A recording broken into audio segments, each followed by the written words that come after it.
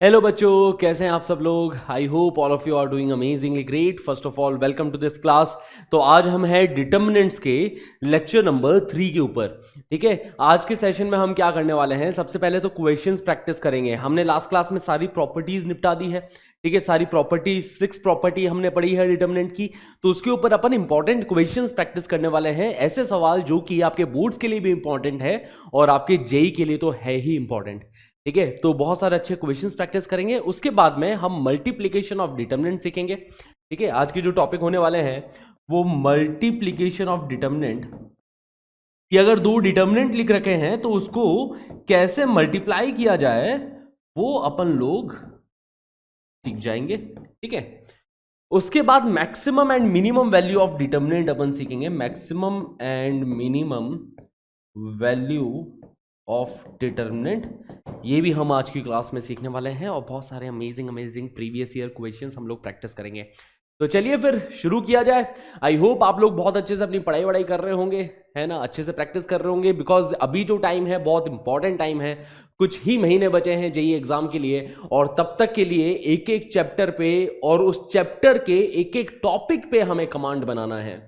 और उस कमांड जब तक हमारी बन ना जाए हम मेहनत करते रहेंगे। देखो ये कुछ महीने हैं, इसमें मेहनत कर लोगे तो आगे जाके जो रिजल्ट आने वाला है ना, जब जेई का रिजल्ट आएगा उस दिन जो खुशियां मिलने वाली है, तो ये मेहनत वर्थ इट है उसके लिए। ठीक है, आगे जाके एक बहुत अच्छी लाइफ आपका वेट कर रही है, तो उसके लिए अभी जो स्ट्रगल कर रहे हो that is totally totally worth it. Okay, तो चलिए शुरू करते हैं फिर आज की क्लास। सबसे पहले ये क्वेश्चन मैंने लास्ट क्लास के अंदर दिया था, इसी टाइप का सवाल जेई में भी पूछा गया है ना। जेई मेंस में सेम इसी टाइप का यही सेम डिटर्मिनेंट आ गया था जेई मेंस में। तो इसीलिए मैं बोलता हूं कि देखो डिटर्मिनेंट में ना नंबर ऑफ क्वेश्चंस लिमिटेड है, कुछ लिमिटेड टाइप के डिटर्मिनेंट्स है। अगर वो हम लोग सीख ले कि कैसे सॉल्व करना है, उसके बाद में तो हर क्वेश्चन मचा देंगे अपन। ओके, तो सबसे पहले देखो यहाँ पे क्या करने वाले हैं कि अगर हम रो के अबाउट ऐड कर दे तो हमें समझ में आ रहा है कि अगर मैं ये ऑपरेशन लगा दूं R1 is replaced by R1 plus R2 plus R3, अगर बच्चा लोग ये ऑपरेशन लगा दिया जाए तो देखो रो वन के एलिमेंट्स क्या बन जाएंगे। तो a माइनस बी प्लस सी में 2b ऐड होगा, 2c ऐड होगा। तो देखो ये एलिमेंट क्या बन जाएगा, माइनस बी में 2b ऐड होगा तो प्लस बी, माइनस सी में 2c ऐड होगा तो प्लस सी। तो मतलब ये वाला एलिमेंट क्या आपको a प्लस बी प्लस सी बनते हुए दिखाई दे रहा है क्या? बिल्कुल दे रहा होगा। वैसे ही इस वाले एलिमेंट में ये भी ऐड हुआ, ये भी ऐड हुआ, तो यहां पे भी देखो 2a minus a plus a बन जाएगा और 2c माइनस सी सी बन जाएगा। तो इधर भी देखो a प्लस बी प्लस सी बनते हुए दिखाई दे रहा है। और वैसे ही इसमें ये ऐड हुआ, इसमें भी ये ऐड हुआ, तो यहां पे भी a plus B plus c बनता हुआ दिखाई देगा। ठीक है, तो सबसे पहले तो हमने ये ऑपरेशन लगाया है कि रो वन के अंदर row two and row three add कर दिया। ठीक है, तो ये एलिमेंट्स बन गए। ये 2b है, ये b minus C minus A, ये भी 2b, यहां पे ये 2c है, ये 2c है, ये c minus a minus b। ऐसा कुछ डिटर्मिनेंट बनते हुए दिखाई दे रहा है। a plus B plus C common निकाल लेंगे अपन फर्स्ट रो से। तो a plus B plus C को कॉमन निकाल लिया फर्स्ट रो से। ठीक है, तो हटा रहा हूं, यहां पे इसकी जगह क्या बन जाएगा, 1 1 1 बन जाएगा, राइट। 1 1 1 और a plus B plus C हमने निकाल लिया है कॉमन। ठीक है, a plus B plus C common निकाले, यहाँ पे 1 1 1 बन गया। अब अगर 3 1 बन जाए तो इसके आगे जीरोस क्रिएट करो। तो जीरोस क्रिएट करने के लिए कॉलम में ऑपरेशन लगाएंगे। फर्स्ट कॉलम से सेकंड कॉलम सब्ट्रैक्ट कर दी, सेकंड कॉलम से थर्ड कॉलम सब्ट्रैक्ट कर दो और फिर डिटर्मिनेंट को एक्सपैंड कर दो। तो कॉलम पे ऑपरेशन लगाते हैं। Okay, C1 is replaced by C1 minus C2 and then C2 is replaced by C2 minus C3। तो देखो कॉलम 1 में से कॉलम 2 सब्ट्रैक्ट किया तो 1 माइनस 1, इसमें से ये सब्ट्रैक्ट हुआ, यहां पे 0 बन जाएगा। ओके, तो इधर ये 0 बनता हुआ दिखाई दे रहा है। 2b में से b माइनस सी माइनस ये सब्ट्रैक्ट होगा तो 2b माइनस बी तो b बन जाएगा और minus of minus c plus c बन जाएगा, minus of minus a plus a बन जाएगा। तो यहां पे तो मुझे a plus B plus c बनता हुआ दिखाई दे रहा है, आपको भी दिखाई देगा। 2c में से 2c सब्ट्रैक्ट होगा तो इधर 0 बन गया। ओके, फिर वैसे ही सेकंड कॉलम में से थर्ड कॉलम सब्ट्रैक्ट किया तो इधर ये 0 बन जाएगा। b माइनस सी माइनस ए में से 2b सब्ट्रैक्ट होगा ना, इसमें से 2b सब्ट्रैक्ट होगा तो ये b माइनस 2b मतलब माइनस b बन जाएगा, है ना। तो यहां पे minus of minus a minus b minus c बन रहा है। देखो इसमें से ये सब्ट्रैक्ट होगा तो ये बनेगा minus a minus b minus सी, और 2c में से ये सब्ट्रैक्ट होगा तो 2c माइनस सी तो c बन जाएगा, minus of minus a plus a बनता हुआ, यहाँ पे a plus B plus c बनता हुआ दिखाई दे रहा है। ओके, इधर ये 1 है, इधर ये 2b है, इधर ये c minus a minus b है, और बाहर a plus B plus c बैठा ही था। ठीक है, बाहर a plus B plus c बैठा ही था। अब डिटर्मिनेंट को एक्सपेंड कर दो, हमारा आंसर सामने प्रकट हो जाएगा। डिटर्मिनेंट का एक्सपेंशन कर देते हैं, फर्स्ट रो के अबाउट एक्सपेंड करोगे तो 1 मल्टीप्लाई होगा दिस इंटू दिस, तो a plus B plus c into a plus B plus C, that will be a square plus B square plus C square, है ना, a plus B plus c whole square, right. और 0 into ये 0 बन जाएगा, तो बाहर already a plus B plus c बैठा है, और 1 multiplied by A plus B plus c into a plus B plus C, that is A plus B plus C square. तो आप देख सकते हैं इनका प्रोडक्ट कितना आ जाएगा, ए प्लस बी प्लस सी क्यूब आ गया। तो बड़ा ही आसान सवाल, इजी पीजी। चलिए आगे बढ़ा जाए। अब देखो एबीसी टाइप का सवाल है, इसके अंदर भी यही करने वाला है कि रो 1 के अंदर रो 2 एंड रो 3 ऐड कर दी हमने। तो एक बार इन सारे सवालों को खुद से जरूर ट्राई करें। तो रो 1 में रो 1 प्लस रो 2 प्लस रो 3 करते हैं। आप यही काम चाहो तो कॉलम 1 में भी कर सकते हो कि कॉलम 1 में कॉलम 2 एंड कॉलम 3 ऐड कर दो, जैसी आपकी मर्जी, ठीक है, सेम ही बात होने वाली है। तो अगर रो 1 में फर्स्ट रो में second row and third row add किया है तो क्या बनेगा, देखो माइनस बीसी में प्लस बीसी ऐड हो गए, वो खत्म हो गया, और फर्स्ट रो के अंदर ये A B plus B C plus C a बन जाएगा। वैसे ही इस वाले एलिमेंट में ये एलिमेंट और ये एलिमेंट ऐड होगा, तो देखो माइनस सी ए प्लस सी ए तो कैंसिल आउट हो गया, और A B plus B C plus C a बन जाएगा, राइट। तो इधर भी यही बन रहा है, A B plus B C plus C a. और वैसे ही इस एलिमेंट में ये वाला एलिमेंट और ये वाला एलिमेंट जाके ऐड होगा, तो देखो प्लस ए बी, इसमें माइनस ए बी ऐड हुआ, तो यहाँ पे A B minus A B cancel out हो गया, तीन ही टर्म बचेगी भाई, A B plus B C plus C A, A B plus B C plus C A. Okay, अब देखो सेकंड रो में कोई फर्क नहीं पड़ा, second row as it is है ना। तो सेकंड रो में है A B plus B C minus C A B plus B C. Third row में कोई फर्क नहीं पड़ रहा है, क्योंकि ऑपरेशन अपन ने फर्स्ट रो में लगाया है, तो ऑब्वियस सी बात है सेकंड और थर्ड में कोई फर्क नहीं पड़ने वाला है। आसान सी चीजें हैं, कोई बड़ी बात नहीं है, बस प्रैक्टिस मांगता है, ठीक है। एक बार आपने ये सारे सवाल खुद के हाथों से लगा लिया, उसके बाद में खेल खत्म, आराम से आप इन सारे क्वेश्चंस को कर सकते हो। फर्स्ट रो से A B plus B C plus सी ए को कॉमन ले लोगे आप लोग, तो फर्स्ट रो में 1 1 1 क्रिएट हो जाएगा ना। तो चलो फर्स्ट रो से मैंने कॉमन निकाला a B plus B C plus C a, ठीक है। फर्स्ट रो से अगर a B plus B C plus C a common निकालते हैं, तो यहाँ पे 1 1 1 बन गया, और बाहर पहुंच गया A B plus B C plus C A. Agreed. अब अपने को जीरो बनाने का है। जीरो बनाने के लिए कॉलम 1 में से कॉलम 2 सब्ट्रैक्ट करूंगा, कॉलम 2 में से कॉलम 3 सब्ट्रैक्ट करूंगा। तो अब अपन ये ऑपरेशन लगाते हैं, तो 1 में से 1 सब्ट्रैक्ट हुआ, यहाँ पे 0 बन जाएगा। A B plus B c में से माइनस सी ए, तो यहाँ पे A B plus B C plus C a बन जाएगा। देखो a B plus B C plus C a बन गया। बी सी प्लस सी ए में से ये सब्ट्रैक्ट होगा बी सी प्लस सी ए, तो यहाँ पे 0 क्रिएट हो गया। ओके, वैसे ही 1 में से 1 सब्ट्रैक्ट हुआ, यहां पे 0 बन गया। माइनस सी ए में से ये सब्ट्रैक्ट होगा, तो minus A B minus B C minus C a बन जाएगा, और इसमें से ये सब्ट्रैक्ट होगा, तो A B plus B C plus C a. और थर्ड कॉलम में अपन ने कोई चेंजेस नहीं किया है, 1 बैठा है, A B plus B C है, एंड माइनस ए बी है, और बाहर इसके मल्टीप्लिकेशन में a B plus B C plus C a बैठा ही है, ठीक है। तो यहां से यहां तक अपन ने क्या किया है, यहां से यहां तक कॉलम में ऑपरेशन लगाया, कॉलम 1 में से कॉलम 2, कॉलम 2 में से कॉलम 3 हमने सब्ट्रैक्ट कर दिया, ठीक है। तो C1 is replaced by C1 minus C2 and C2 is replaced by C2 minus C3। ये काम हमने यहां पे किया है, ताकि देखो जब भी 1 1 1 बने जीरोस क्रिएट करना है। तो ये हमने लास्ट क्लास में सीख ली थी बातें, अगर नहीं समझ में आ रही है तो लास्ट क्लास जरूर रिवाइज करें, अच्छे से समझ में आएगा।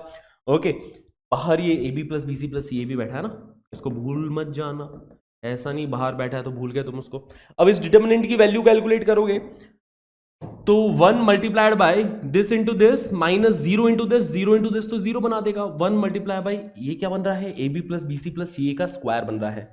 तो A B plus B C plus C A square, और बाहर A B plus B C plus C A already बैठा है, तो आपको दिखाई दे रहा होगा कि आंसर आ जाएगा A B plus B C plus C A का स्क्वायर मल्टीप्लाई होगा A B plus B C plus सी ए, तो यही बनाएगा A B plus B C plus C A का क्यूब। तो जैसा कि पिछला क्वेश्चन था एज इट इज ये सवाल है। ओके, ये सवाल पे गौर फरमाइए। विदाउट एक्सपेंडिंग, बिना एक्सपैंड करें हमें बताना है कि इस डिटर्मिनेंट की वैल्यू 0 है। एक्सपैंड करना अलाउड नहीं है।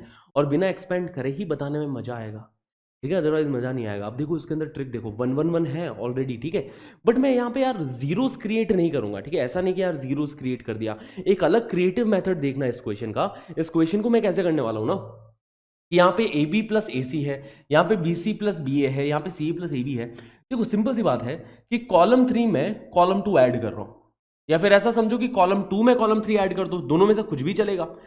मैं क्या करना चाह रहा हूं कि C2 या फिर C3 is replaced by C3 plus C2। आपको पता है कि ये ऑपरेशन लगाने पे डिटरमिनेंट की वैल्यू पे कोई फर्क नहीं पड़ेगा। कॉलम 3 में कॉलम 2 ऐड कर दिया, कॉलम 1 में 1 1 1, कॉलम 2 में BC CA AB, और जब कॉलम 3 में कॉलम 2 ऐड किया तो कॉलम 3 में देखो यहाँ पे AB प्लस AC तो ऑलरेडी है, AB प्लस AC तो ऑलरेडी है, BC और ऐड हो गया, ठीक है, और इसमें BC और ऐड हो गया, तो ये देखो AB plus BC plus CA बन गया। वैसे ही इसमें ये ऐड करोगे तो ये भी यही बनेगा, AB plus BC plus CA। इसमें ये ऐड करोगे तो ये भी यही चीज बनने वाली है, AB plus BC plus CA। देखो क्या चमत्कार हुआ, कॉलम 3 के सारे एलिमेंट सेम बन गए, कॉमन निकाल लोगे AB plus BC plus CA को, ठीक है, तो AB plus BC plus CA इसको कॉमन निकाला है, ठीक है, कॉलम 3 से। तो कॉलम 3 के एलिमेंट्स क्या बन गए, यहां पे कॉलम 1 में 1 1 1, कॉलम 2 में BC CA AB, और ये जो कॉलम 3 के एलिमेंट्स है वो भी 1 1 1 बन गए जब आप कॉमन लेके गए AB plus BC plus CA को। अब देखो इस डिटरमिनेंट की वैल्यू क्या दिखाई दे रही है, क्योंकि कॉलम 1 एंड कॉलम 3 सेम है, तो सिंपल सी बात है कि इस डिटरमिनेंट की वैल्यू 0 हो जाएगी, because column 1 and column 3 exactly हूबहू सेम है। कभी भी दो कॉलम या दो रो सेम हो जाती है डिटरमिनेंट की, तो डिटरमिनेंट की वैल्यू 0 हो जाती है, सिंपल है। चलिए आगे बढ़ते, बहुत ही अमेजिंग क्वेश्चन है ये क्योंकि एनसीईआरटी के अंदर भी पाया जाता है, पास्ट ईयर के अंदर पिछले सालों के पेपर देखोगे तो डिटरमिनेंट के पिछले सालों के पेपर में भी आपको कहीं ना कहीं ये सवाल मिल जाएगा, ठीक है, जेई के पेपर में मिल जाएगा, एनसीईआरटी में तो है ही ये क्वेश्चन। ओके, तो चलिए इस क्वेश्चन को करते हैं। यहां पे हमें इसकी वैल्यू प्रूव करनी है, is equal to A B C into 1 plus 1 by A plus 1 by B plus 1 by C, इसके इक्वल यहां पे प्रूव करनी है। तो इधर से आइडिया भी लग रहा है, देखो यार 1 by A 1 by B 1 by C वाला पोर्शन बनाना है। ओके, तो इसके लिए देखो क्या चीज है ना, कैसे करना है। सबसे पहली बात, अगर रो 1 में रो 2 और रो 3 ऐड कर दूं कुछ फायदा नहीं हो रहा, वैसे ही कॉलम 1 में कॉलम 2 और कॉलम 3 ऐड कर दूं तो ऐसा कुछ भी नहीं है कि चीजें सेम बन रही हो, मतलब सम अबाउट एनी रो और about any column is not same. तो इसके लिए क्या करना है कि आप इस पूरी को, है ना, फर्स्ट इक्वेशन, फर्स्ट कॉलम को ए से डिवाइड कर दो, सेकंड कॉलम को बी से डिवाइड कर दो, थर्ड कॉलम को सी से डिवाइड कर दो, या फिर ये कर सकते हो कि फर्स्ट रो को ए से डिवाइड कर दिया, सेकंड रो को बी से डिवाइड कर दिया, थर्ड रो को सी से डिवाइड कर दिया, दोनों में से कुछ भी चलेगा। ओके, तो सबसे पहले अपन क्या कर रहे हैं, फर्स्ट रो को ए से डिवाइड कर रहे हैं। फर्स्ट रो को ए से डिवाइड करेंगे तो यहाँ पे 1 बाई ए प्लस 1 बचेगा, यहाँ पे 1 बाई ए मिल गया, इधर 1 बाई ए मिल गया। देखो जरा, है ना, dividing the first row by A, तो फर्स्ट रो को जब ए से डिवाइड किया है तो आप पूरे डिटरमिनेंट को ए से मल्टीप्लाई भी करोगे, क्योंकि जब डिवीजन कर रहे हैं तो मल्टीप्लाई भी करना पड़ेगा ताकि चीजें हूबहू रहे, चीजें बदले ना, डिटरमिनेंट की वैल्यू बदले ना। तो अगर अपन ने यहाँ पे फर्स्ट रो को डिवाइड किया है ए से, देखो ए से डिवाइड करेंगे तो यहाँ पे 1 प्लस ए की जगह 1 बाई ए प्लस 1 बन जाएगा, 1 की जगह 1 बाई ए बन जाएगा, 1 की जगह 1 बाई ए बन जाएगा, फर्स्ट रो में ये डिफरेंस आ जाएगा, राइट। और या फिर ऐसा समझ सकते हो कि फर्स्ट रो से ए कॉमन निकाल लिया। इसी चीज को समझने का एक और तरीका हो गया कि भैया फर्स्ट रो से हमने ए को कॉमन निकाल लिया, फर्स्ट रो से ए को कॉमन निकालोगे तो यहाँ पे 1 बाई ए प्लस 1, यहाँ पे 1 बाई ए, यहाँ पे 1 बाई ए बचेगा, सही बात है। तो फर्स्ट रो से हमने ए को कॉमन ले लिया, सेकेंड रो से बचा लो बी को कॉमन ले लो, है ना, सेकेंड रो से बी को कॉमन ले लो, तो इधर ये 1 बाई बी बचा, यहाँ पे 1 बाई बी प्लस 1 बन जाएगा, यहाँ पे 1 बाई बी बन जाएगा, ठीक है। सेकंड रो से बी को बाहर निकाल लिया, थर्ड रो से सी को कॉमन ले लिया, तो इधर ये 1 बाई सी बनेगा, इधर ये 1 बाई सी बनेगा, इधर ये 1 बाई सी प्लस 1 बन जाएगा। क्या डिटरमिनेंट ऐसा बन जाएगा, ए B C multiplied by this thing. अब ये ऐसा बन गया ना तो थोड़ा इजी हो गया अपने लिए। इजी कैसे, कि अगर अब मैं रो के अबाउट ऐड करता हूं, जैसे रो 1 में रो 2 और रो 3 ऐड कर दूं तो क्या बनेगा, है ना, फर्स्ट रो में सपोज इस एलिमेंट में ये वाला एलिमेंट और ये वाला एलिमेंट ऐड करता हूं तो ये वाला एलिमेंट क्या बन जाएगा, 1 plus 1 by A plus 1 by B plus 1 by C. वैसे ही इसके अंदर सेकंड रो और थर्ड रो के एलिमेंट से ऐड होंगे, तो यहां पे भी 1 plus 1/a plus 1/b plus 1/c, और इधर भी वही एलिमेंट बन रहा है। मतलब कि अगर अपन लोग ये ऑपरेशन लगाते हैं कि R1 is replace by R1 plus R2 plus R3, ठीक है, तो देखो रो 1 के एलिमेंट्स क्या बन जाएंगे। रो 1 के एलिमेंट्स बन जाएंगे 1 plus 1/a plus 1/b plus 1/c। ये भी एलिमेंट ये बनेगा 1 plus 1/a plus 1/b plus 1/c। ये भी एलिमेंट ये बन जाएगा 1 plus 1/a plus 1/b plus 1/c। देखो ऐसा बनेगा ना। तो इस एलिमेंट को अपन कॉमन निकाल सकते हैं, इसको अपन कॉमन निकालेंगे तो इसकी जगह 1 1 1 क्रिएट हो जाएगा। सही बात है, तो कॉमन निकाल के ही लिख रहा हूं मैं यहां पे।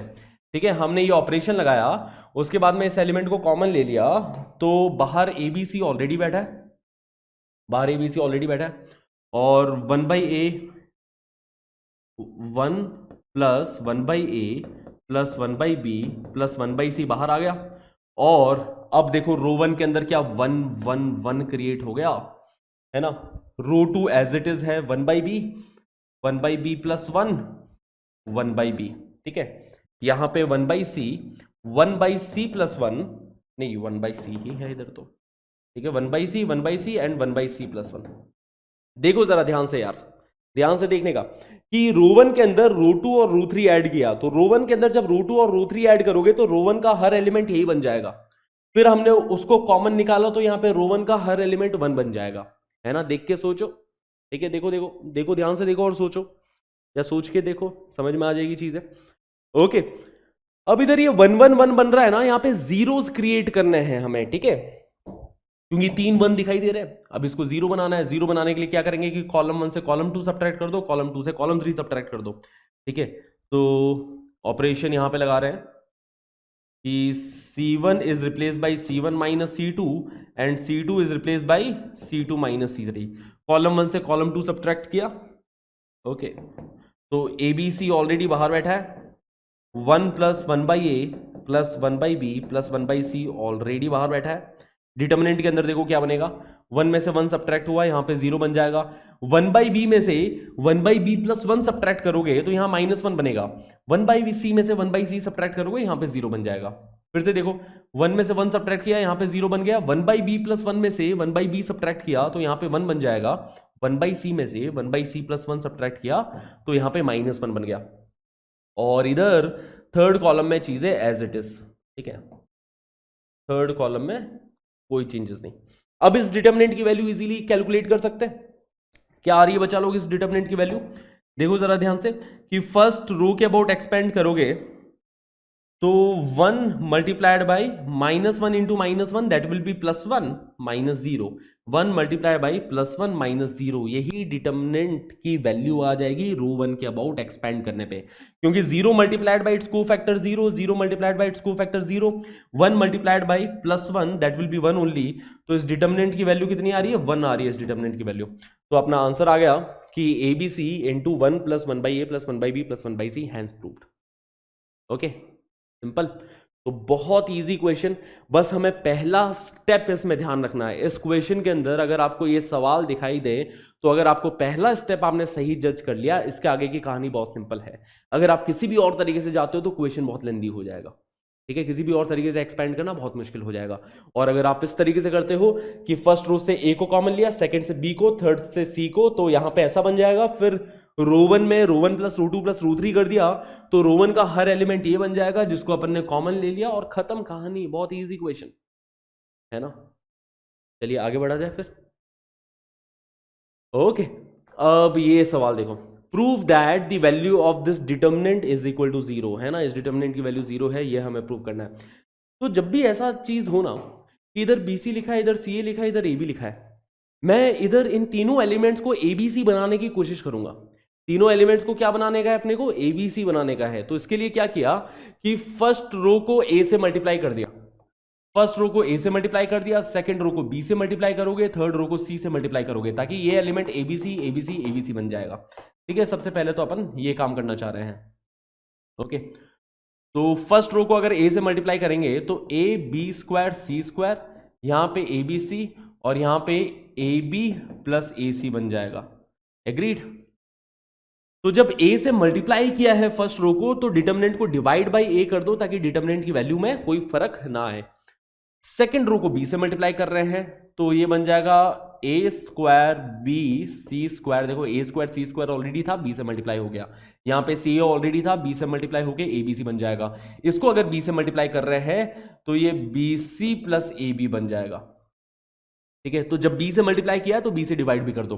अब थर्ड रो को सी से मल्टीप्लाई किया तो A square B square already था, सी मल्टीप्लाई आ गया, ए बी इंटू सी, यहां पे ए बी सी बन जाएगा। ये सी से मल्टीप्लाई होगा तो ये ए सी प्लस बी सी बन जाएगा। तो थर्ड रो को जब सी से मल्टीप्लाई किया है तो सी से डिवाइड भी कर दो। ओके, डिटर्मिनेंट यहां तक आ गया। Multiplying the first row by A, second row by B, third row by C. लिख लेना ये चीजें खुद से। ओके, अब देखो बच्चा लोग, कॉमन ले लो। कॉमन क्या ले सकते हैं, यहां से एबीसी कॉमन चला जाएगा, इधर से भी कुछ कॉमन जाएगा क्या, यस, इधर से भी एबीसी कॉमन चला जाएगा, है ना। तो कॉलम 1 एंड कॉलम 2 से एबीसी कॉमन निकाल रहा हूं। तो देखो एबीसी का स्क्वायर कॉमन चला गया, डिनोमिनेटर में यहां पे ऑलरेडी एबीसी बैठा है। ओके, कॉलम 1 से एबीसी कॉमन लेंगे तो यहां पे बीसी बचेगा, यहां पे सीए बचेगा और यहां पे एबी बचेगा। कॉलम 2 से देखो, यहां से अगर एबीसी कॉमन लेके गए, देखो कॉलम 1 से अगर एबीसी कॉमन लेके गए तो ये बचेगा। कॉलम 2 से भी हम एबीसी कॉमन ले जा रहे हैं तो यहां पे 1 1 1 क्रिएट हो गया। और थर्ड कॉलम में कोई चेंजेस नहीं है, third column A B plus A C, B C plus A B and A C plus B C, this is the third column. अब आपको साफ साफ दिखाई दे रहा होगा कि इस डिटर्मिनेंट की वैल्यू तो जीरो आने वाली है। देखो जरा ध्यान से, क्या इस डिटर्मिनेंट की वैल्यू जीरो आएगी? कैसे प्रूव करेंगे इस डिटर्मिनेंट की वैल्यू जीरो? कि अगर थर्ड कॉलम में फर्स्ट कॉलम ऐड कर दूं, थर्ड कॉलम में अगर फर्स्ट कॉलम ऐड कर दूं तो थर्ड कॉलम के एलिमेंट्स सारे सेम बन जाएंगे।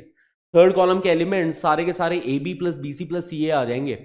और A B plus B C plus सी ए को अगर आप कॉमन लेके जाओगे तो थर्ड कॉलम में 1 1 1 क्रिएट हो गया।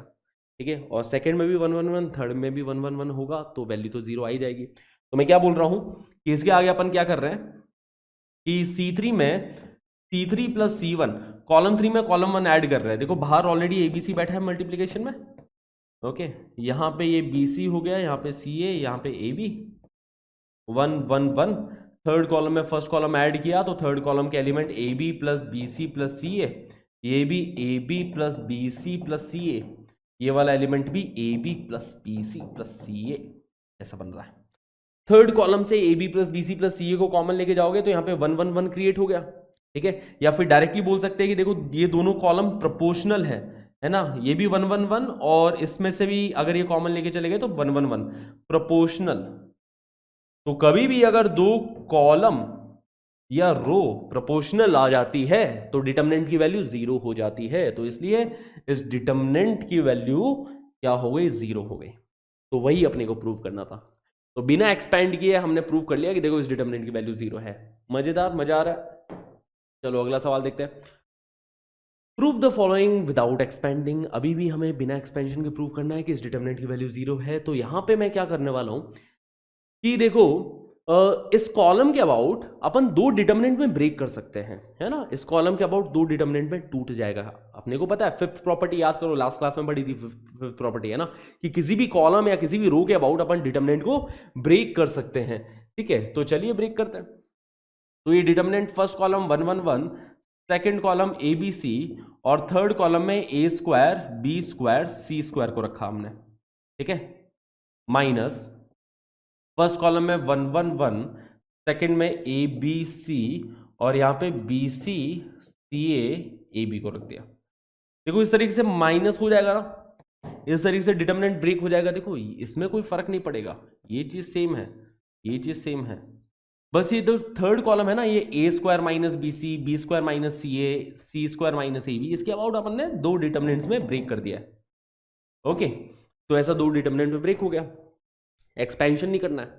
ओके, तो इस डिटर्मिनेंट की वैल्यू अगर मैं इसके इक्वल ला दूं तो अपन बोल सकते हैं ना कि वैल्यू जीरो आने वाली है।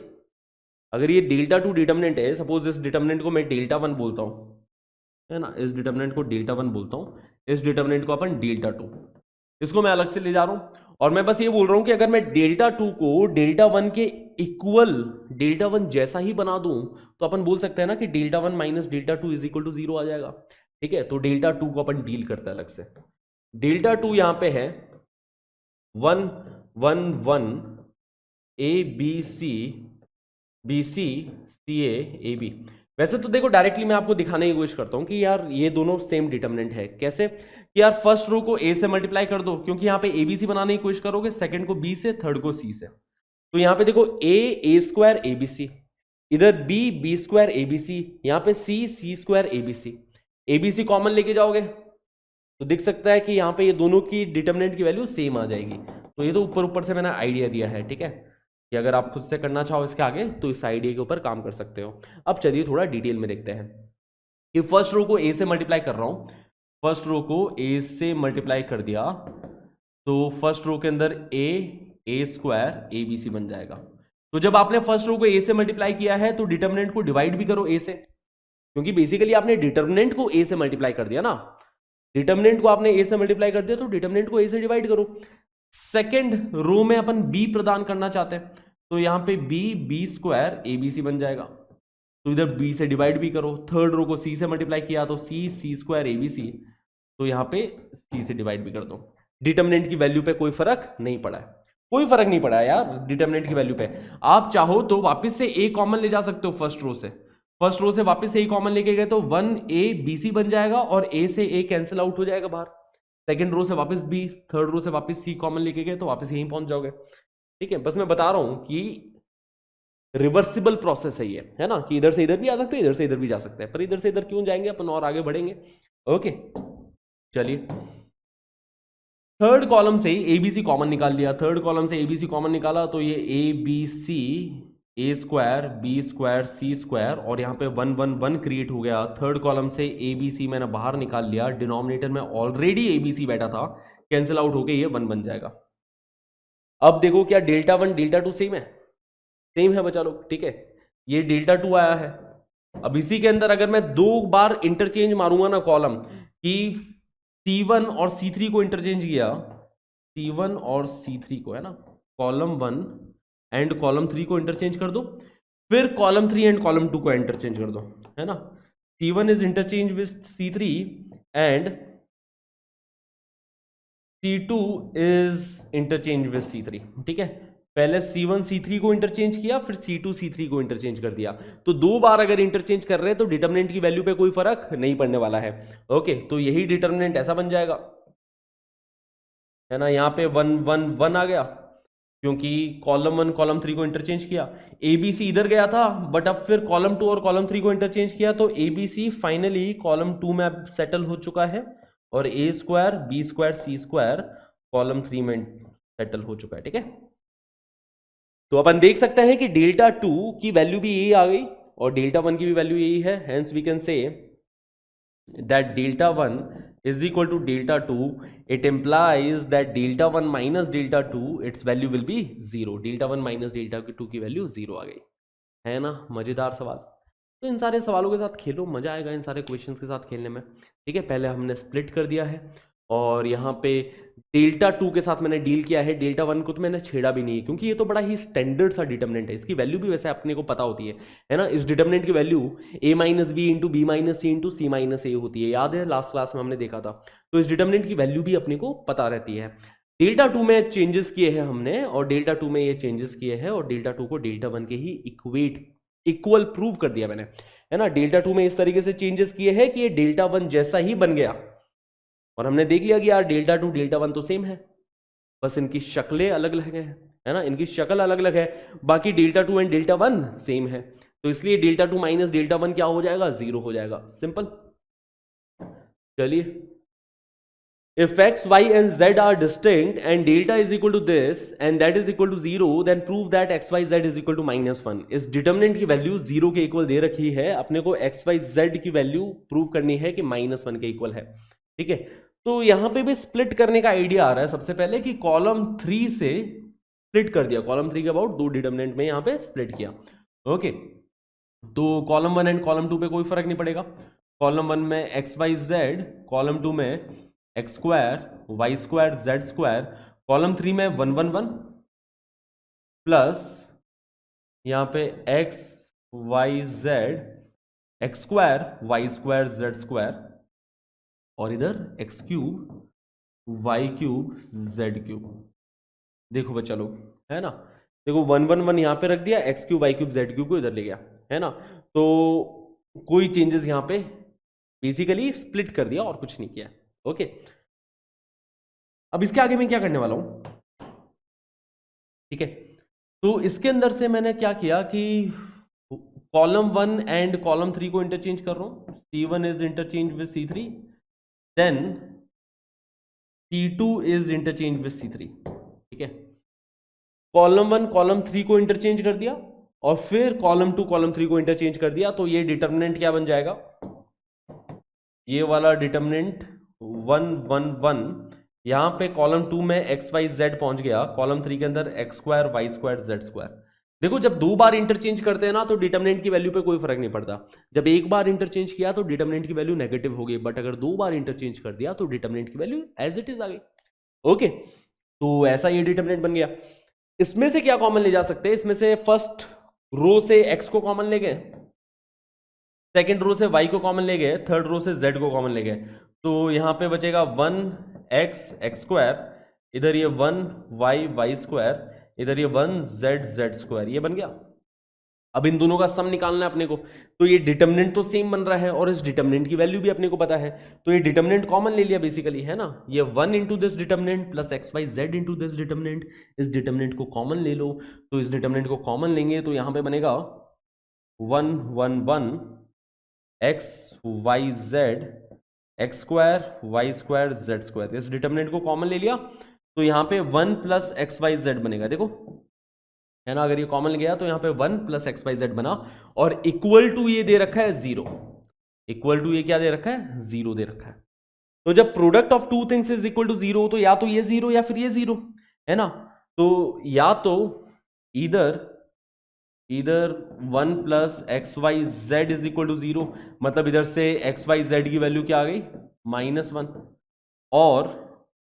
और this determinant is equal to 0, और ये डिटर्मिनेंट कब 0 होता है, ये डिटर्मिनेंट की वैल्यू होती है x minus y into y minus z into z minus x, है ना, या तो ये 0। देखो बच्चा लोग, इस डिटर्मिनेंट की वैल्यू आती है x minus y into y minus z into z minus x, ठीक है। लास्ट क्लास में देखा था इस डिटर्मिनेंट की वैल्यू ये आती है, तो या तो ये 0 है या फिर 1 प्लस एक्स वाई जेड 0 है। अब ये तो 0 हो नहीं सकता क्योंकि बोल रखा है कि यहाँ पे x y and z are distinct, क्योंकि इनको डिस्टिंक्ट बोल दिया तो ये 0 नहीं हो पाएगा ना। सेम होने चाहिए, या तो x इक्वल टू वाई होना चाहिए, या y is equal to z होना चाहिए, z is equal to x होना चाहिए, तब जाके इनका प्रोडक्ट 0 आएगा। बट ये तीनों डिस्टिंक्ट है तो इनका प्रोडक्ट 0 आ नहीं सकता, ठीक है ना।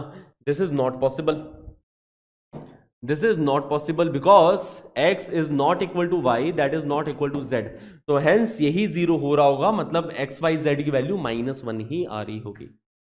Are we clear? तो अगर this determinant is equal to 0 then prove that x y z is equal to -1, वो हमने प्रूव कर दिया। तो कैसे किया, एक बार फिर से समराइज कर देते हैं चीजों को, कि सबसे पहले तो स्प्लिट कर दिया इसके अबाउट, थर्ड कॉलम के अबाउट हमने दो डिटर्मिनेंट में स्प्लिट कर दिया। इसके अंदर तो कुछ मेजर चेंजेस किए नहीं है, इस वाले डिटर्मिनेंट में तो सिर्फ अपन ने कॉलम 1 एंड कॉलम 3 बदली है, फिर कॉलम 2 एंड कॉलम 3 में चेंज कर दिया है, तो ये डिटर्मिनेंट ऐसा बन गया। इसके अंदर से x कॉमन ले लिया, y कॉमन ले लिया, z कॉमन ले लिया, तो ये भी डिटर्मिनेंट सेम टू सेम बन गया। इस डिटर्मिनेंट को कॉमन ले लिया तो यहाँ पे 1 प्लस एक्स वाई जेड, तो product of two things is equal to 0, तो इधर this product is equal to 0 और this product is equal to 0। Okay, so that's how we have solve this question, है ना। क्लियर है? एक बार देख लो ध्यान से, स्क्रीनशॉट लेना है तो स्क्रीनशॉट ले लो। Okay, let's move ahead. अब ये इंपॉर्टेंट पॉइंट सुनना, इस पॉइंट के ऊपर बहुत बेहतरीन सवाल बनाए जाते हैं, ठीक है।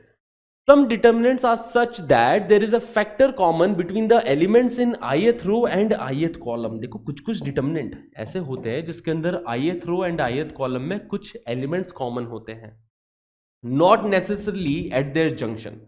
ith row ith column मतलब कि ऐसा समझो कि देखो first row and first column में कुछ एलिमेंट्स कॉमन है ना। जैसे ये हो गई फर्स्ट रो, ये हो गई फर्स्ट रो, और ये हो गई फर्स्ट कॉलम के एलिमेंट्स। इसके अंदर कुछ फैक्टर कॉमन आ रहा है, not necessarily at that junction, मतलब इसके, है ना, इस वाले एलिमेंट और इस वाले एलिमेंट में कुछ फैक्टर कॉमन है, इसमें और इसमें कुछ फैक्टर कॉमन आ रहा है, ठीक है। तो first row and first column में कुछ फैक्टर कॉमन है, second row and second column के एलिमेंट्स के बीच में भी कुछ फैक्टर कॉमन आ रहा है, second row and second column के एलिमेंट्स के बीच में भी कुछ फैक्टर कॉमन आ रहे हैं, not necessarily at the junction, junction मतलब इनका ये हो गया, ठीक है। और वैसे ही third row and third column के बीच में भी कुछ एलिमेंट्स कॉमन आ रहे हैं, है ना, कुछ फैक्टर कॉमन आ रहे हैं बेसिकली, ठीक है। In such problems common factors are taken out row wise. तो ऐसे केसेस में आपको थोड़ा और क्लैरिटी मिलेगी जब मैं एग्जांपल दिखाऊंगा जिसके अंदर ऐसे कॉमन आ रहे हैं, ठीक है। बट ये समझो कि ऐसे में करना क्या होता है, ऐसे में ये करना होता है, in such problems common factors are taken out row wise. जो कॉमन फैक्टर आ रहा है, जैसे first row and first column में जो भी कॉमन फैक्टर आ रहा है उसको रो से तो बाहर निकालो और कॉलम में मल्टीप्लाई कर दो, ठीक है। जैसे फर्स्ट रो से उस फैक्टर को कॉमन निकाला और फर्स्ट कॉलम में मल्टीप्लाई कर दिया, है ना। तो common factors are taken out row wise and reentered column wise. तो रो वाइज कॉमन लिया, कॉलम वाइज मल्टीप्लाई कर दिया वापस से, या फिर वाइसा वर्सा भी कर सकते हैं कि कॉलम में से कॉमन लिया, रो में मल्टीप्लाई कर दिया। अब सवाल देखो, सवाल से आपको क्लैरिटी मिलेगी इन चीजों के, ओके। जैसे ये सवाल है, इस सवाल के अंदर देखो first row and first column में कुछ कुछ कॉमन है, देखो यहां पे ए बी, यहां पे भी ए बी, यहां पे ए सी, यहां पे ए सी, एलिमेंट ही हूबहू कॉमन आ गया। कई बार तो कुछ फैक्टर कॉमन आता है बट यहां पे तो एलिमेंट ही कॉमन आ गया एज इट इज। वैसे ही देखो second row and second column के एलिमेंट्स में भी जंक्शन को छोड़ के बाकी देखो ए बी सी कॉमन आ रहे हैं। थर्ड रो थर्ड कॉलम में भी कुछ एलिमेंट्स कॉमन है। तो देखो तरीका क्या रहेगा इस क्वेश्चन में। सबसे पहले फर्स्ट रो से फैक्टर कॉमन निकाल लो। फर्स्ट रो से कौन सा फैक्टर कॉमन निकाला जा सकता है? ए कॉमन निकाला जा सकता है। ए को अगर मैं कॉमन लेता हूं फर्स्ट रो से, है ना, इसमें से भी ए बाहर चला जाएगा, इसमें से भी ए बाहर चला जाएगा और ए स्क्वायर प्लस एक्स बन जाएगा, A square plus x divided by A. Okay, तो सबसे पहला अपन काम कर रहे हैं टेकिंग, ठीक है, taking A B C common from first row second row third row respectively, है ना। रेस्पेक्टिवली मतलब इज्जत के साथ कॉमन ले रहे हैं। मतलब समझो कि देखो फर्स्ट रो से ए कॉमन ले रहा हूं, सेकंड रो से अपन बी कॉमन ले जा रहे हैं, थर्ड रो से अपन सी कॉमन ले जा रहे हैं। पहले तो मैं कॉमन ले जाने वाला काम कर रहा हूं, ठीक है। तो जब ऐसे कॉमन ले जाएंगे तो क्या मिलेगा, देखो ए बी सी बाहर चला गया, फर्स्ट रो से ए गायब किया है, तो फर्स्ट रो में ये वाला एलिमेंट बन जाएगा A square plus x by ए, ठीक है। ए बी की जगह बी ही बचेगा, ए सी की जगह पे सी ही बचेगा, ठीक है। फर्स्ट रो से अपन ने ए को बाहर निकाला है, ये बी कहां से आया है? सेकंड रो से बाहर आया, ओके।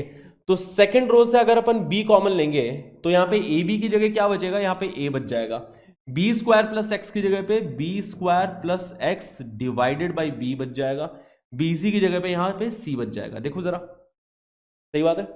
अब थर्ड रो से हम लोग सी को कॉमन ले रहे हैं, तो ए सी की जगह पे ए बचेगा, बी सी की जगह पे बी बच जाएगा और सी स्क्वायर प्लस एक्स की जगह सी स्क्वायर प्लस एक्स बाई सी बच जाएगा। देखो बच्चा लोग, फर्स्ट रो से ए कॉमन निकाला, सेकंड से बी कॉमन निकाला, थर्ड से सी कॉमन निकाला, ऐसा डिटर्मिनेंट की सूरत ऐसी बन जाएगी।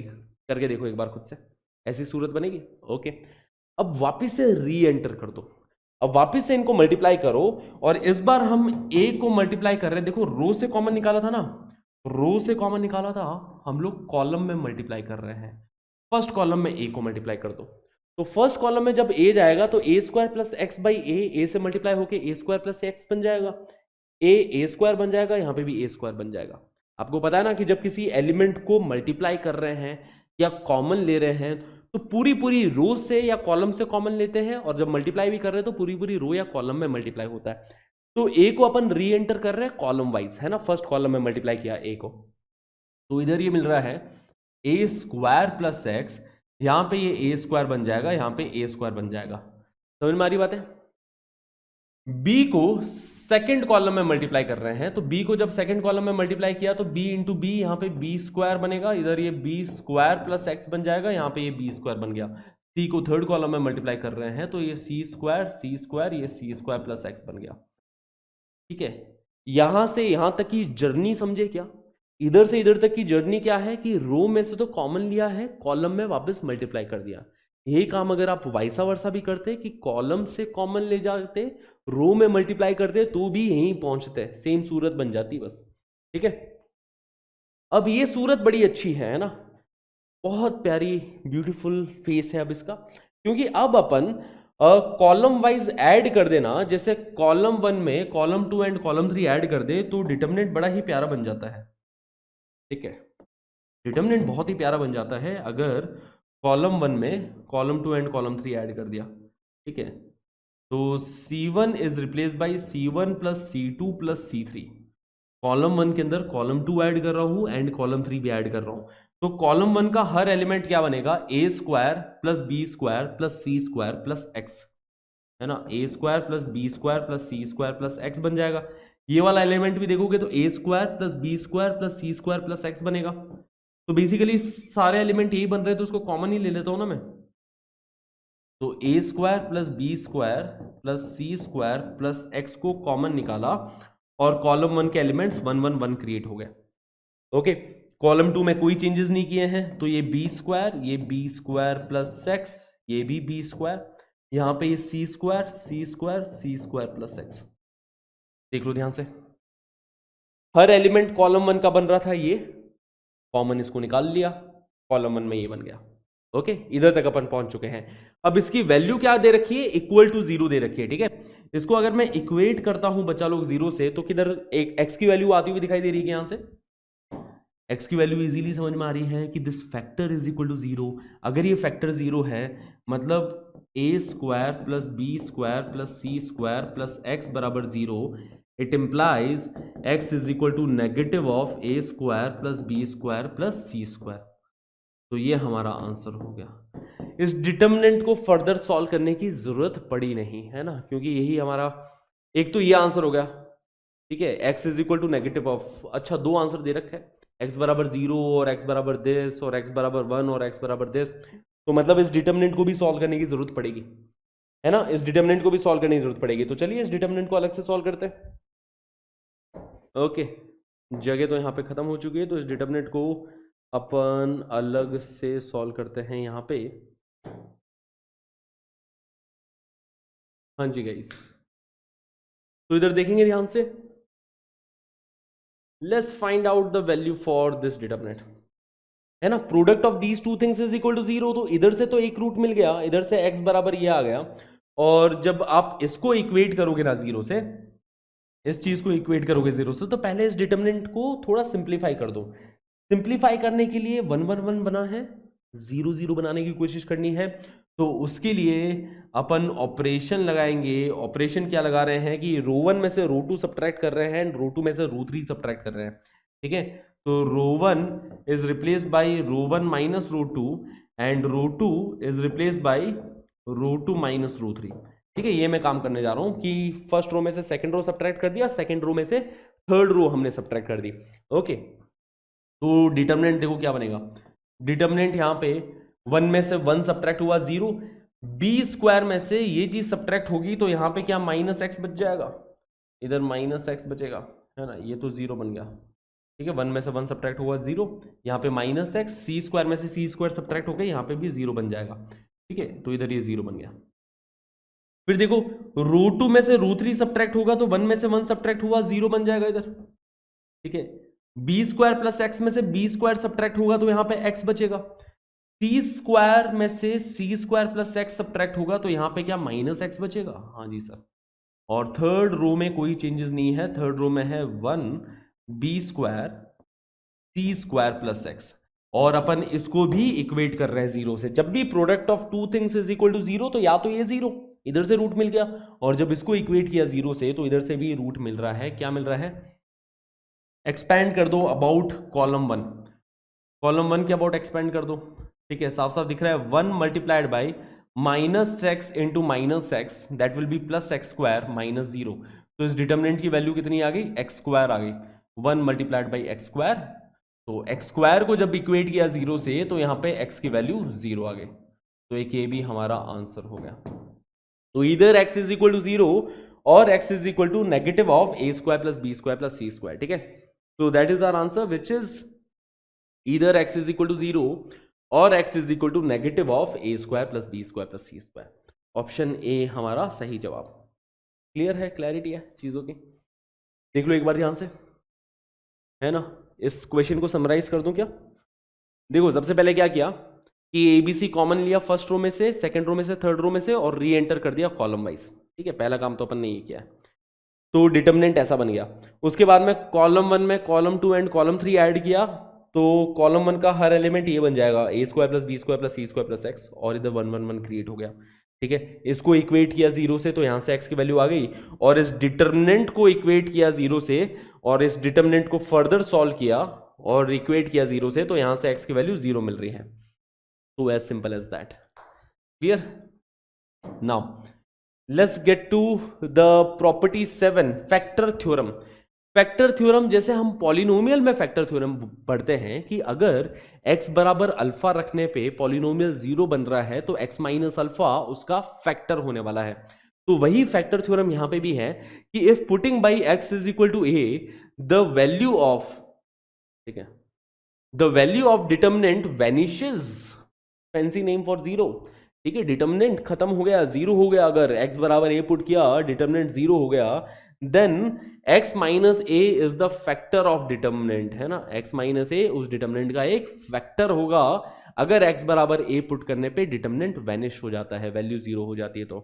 ओके, तो which is very very obvious, जो कि पॉलिनोमियल के लिए भी ट्रू है. फैक्टर थ्योरम हमने वहां पे पॉलिनोमियल में भी पढ़ी थी कि पॉलिनोमियल में भी अगर x बराबर a रखने पे, जैसे कोई पॉलिनोमियल मैंने ले लिया है ना, एफ एक्स बराबर x square minus 4x plus 3, इसमें देखो x बराबर 1 रखने पे पॉलिनोमियल 0 हो रहा है ना. At x is equal to 1 polynomial become 0, है ना, इट इज 0. तो इसलिए बेसिकली अपन बोल सकते हैं x बराबर 1 पे f ऑफ 1 कितना है, 0 है. It implies x minus 1 is a factor, x minus 1 इसका कुछ फैक्टर है. वैसे ही एट x बराबर 3 f ऑफ 3 बिकम 0, तो इधर से अपन बोल सकते हैं कि x minus 3 is a factor, है ना. x माइनस 3 एक फैक्टर है. ठीक है, तो इसके फैक्टराइज करेंगे तो यही मिलने वाला है x minus 1 into x minus 3. Clear? चलिए सवालों पे अब बात करते हैं. तो जैसे कि हमने ये पढ़ा भी था लास्ट क्लास में कि value of this determinant 1 1 1 A B C A square B square C square, इस डिटर्मिनेंट की value a minus B into B minus C into C minus A होती है. और अपने को ये प्रूव करना है यूजिंग फैक्टर थ्योरम की. फैक्टर थ्योरम से भी क्या अपन ये शो कर सकते हैं क्या? ठीक है, तो मतलब अगर a माइनस बी इसका फैक्टर तब होगा जब a बराबर b रखने पे डिटर्मिनेंट की वैल्यू 0 हो जाती हो. क्या a की वैल्यू b रख दूं तो डिटर्मिनेंट की वैल्यू 0 हो रही है क्या? When a is equal to b, determinant क्या बन जाएगा, 1a स्क्वायर, और b को भी अगर मैंने a ही बोल दिया है तो 1a स्क्वायर ये भी यही बन जाएगा, है ना. अगर b को भी मैंने a बोल दिया है तो सेकंड कॉलम भी 1a स्क्वायर बन जाएगी, और थर्ड कॉलम के अंदर 1c स्क्वायर बैठा है. ठीक है, तो जब a और b आपस में इक्वल है तो दिख रहा है दो कॉलम सेम हो गई. दो कॉलम सेम हो गई तो डिटर्मिनेंट की वैल्यू क्या, 0 हो गई. तो when a is equal to b the value of the determinant become 0, determinant vanishes, it implies a minus b is a factor. अब यही बात b is equal to c के लिए भी बोल सकते हैं कि जब b की वैल्यू c रख देता हूं, है ना, b की वैल्यू c रख दी तो ये 1c स्क्वायर थर्ड कॉलम तो है ही, सेकंड कॉलम भी वही बन गई, डिटर्मिनेंट की वैल्यू फिर से 0. और वही बात अगर मैं c और a को इक्वेट कर दूं, है ना, c is equal to a पे, तो वहां पे भी डिटर्मिनेंट की वैल्यू 0. तो जैसे a माइनस बी फैक्टर है ना, similarly b minus c and c minus a are also factor. ठीक है, a is equal to b रखने पे डिटर्मिनेंट 0 बन रहा है इसलिए a minus b is a factor. b is equal to c रखने पे डिटर्मिनेंट 0 बन रहा है इसलिए b minus c factor. c is equal to a रखने पे डिटर्मिनेंट 0 बन रहा है इसलिए c minus a is also the factor of this determinant. Okay, तो इधर से अपन ये बोल सकते हैं ये जो डिटर्मिनेंट है 1a square 1b B square 1c square, इसके तीन फैक्टर्स तो अपने को मिल गए. कौन कौन से, a minus B into B minus C into C minus A, ये तीन हमें फैक्टर्स मिल चुके हैं. ठीक है, these are the 3 factors of this determinant. But यहाँ पे कोई कांस्टेंट भी हो सकता है मल्टीप्लिकेशन में, हो सकता है कोई के यहाँ पे बैठा हो मल्टीप्लिकेशन में, ठीक है। वैसे तो आपको दिख रहा है नहीं है सर, नहीं है ना, बट हो सकता है ना, ठीक है। तो इस k की वैल्यू भी 1 अपने को प्रूव करनी कि भैया ये जो, ठीक है, 3 फैक्टर्स के बारे में कमेंट कर दिया, बट कुछ लीडिंग कोफिशिएंट भी तो हो सकता है, ठीक है। तो इस k की वैल्यू भी 1 प्रूव करनी है। अब इस k की वैल्यू 1 प्रूव करने के लिए आप यहाँ पे a b c की वैल्यूज पुट कर दो, चाहे वैसे अपन 1 पुट कर सकते हैं, ठीक है। वैसे अपन देख सकते हैं कि k की वैल्यू 1 होगी, मतलब पुट a बराबर a को 1 पुट कर दो, b को कुछ 0 पुट कर दो, c को कुछ -1 पुट कर दो, ठीक है। a1 b0 c-1 पुट कर दिया है ना। Put this to find the value of k, to find value of k। Basically ये आइडेंटिटी हो गया ना कि भैया इस डिटर्मिनेंट की वैल्यू इसके इक्वल है ना। The value of this determinant is equal to this, तो this is an identity. Basically this is true for all values of ABC. ABC की कोई भी वैल्यू रख दो, ये सबके लिए ट्रू है, तो एक तरीके से ये आइडेंटिटी है ना। और आइडेंटिटी तो एबीसी की कोई भी वैल्यू पुट कर दो, तो ए की वैल्यू 1, बी की वैल्यू 0, सी की वैल्यू -1 पुट करते हैं अगर, तो लेफ्ट हैंड साइड में डिटर्मिनेंट बन रहा है 1 1 1। ए की जगह 1 पुट कर रहे हैं, बी की जगह पे 0 पुट कर रहे हैं, सी की जगह पे -1, ए की जगह पे 1, बी की जगह पे 0, सी की वैल्यू -1 का स्क्वायर +1। देखो ये बनेगा डिटर्मिनेंट, तो ऐसा बन जाएगा। लेफ्ट हैंड साइड तो ऐसी बन गई। अब ये राइट हैंड साइड में देखो क्या बनेगा, k times a minus b, 1 - 0 मतलब 1, okay. b minus c, b की वैल्यू 0 रख रहे हैं, सी की वैल्यू -1 रख रहे हैं, तो 0 - -1 +1 बन जाएगा।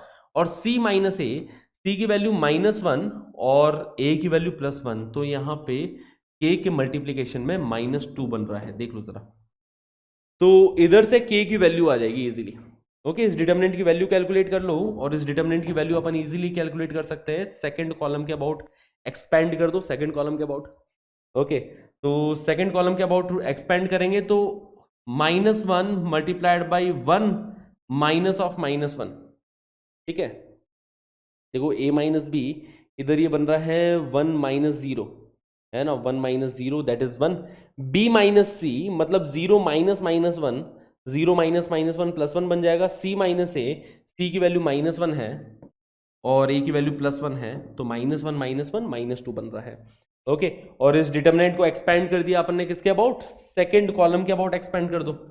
कैसे भी एक्सपेंड करो, वैसे तो इस डिटर्मिनेंट को फर्क नहीं पड़ रहा, अपन चाहे तो फर्स्ट रो के अबाउट एक्सपेंड कर दे, आप चाहो तो किसी भी कॉलम के अबाउट एक्सपेंड कर दो, ठीक है। तो इस डिटर्मिनेंट को अगर अपन सेकंड कॉलम के अबाउट एक्सपेंड करते हैं तो -1 मल्टीप्लाइड बाई 1 माइनस ऑफ -1, ठीक है।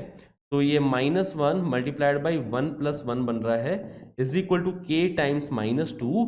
तो इधर से दिखाई दे रहा है k times -2 is equal to -2, मतलब k की वैल्यू इधर से 1 आ जाएगी। तो बस वही मेहनत अपन कर रहे थे k की वैल्यू 1 प्रूव करने की, तो k की वैल्यू इधर से 1 आ गई। तो hence prove the value of this determinant is equal to this. तो फैक्टर थ्योरम से फैक्टर पता चल जाएंगे, बट कुछ लीडिंग कोफिशिएंट भी हो सकता है, उस लीडिंग कोफिशिएंट की वैल्यू और निकालना बाकी रह गया, बस इतना सा काम है। और लीडिंग कोफिशिएंट की वैल्यू निकालने के लिए आप ये तरीका अपना सकते हो कि ए बी सी की कुछ रैंडम वैल्यूज पुट करी और लीडिंग कोफिशिएंट की वैल्यू निकाल ली। क्लियर है बच्चा लोग?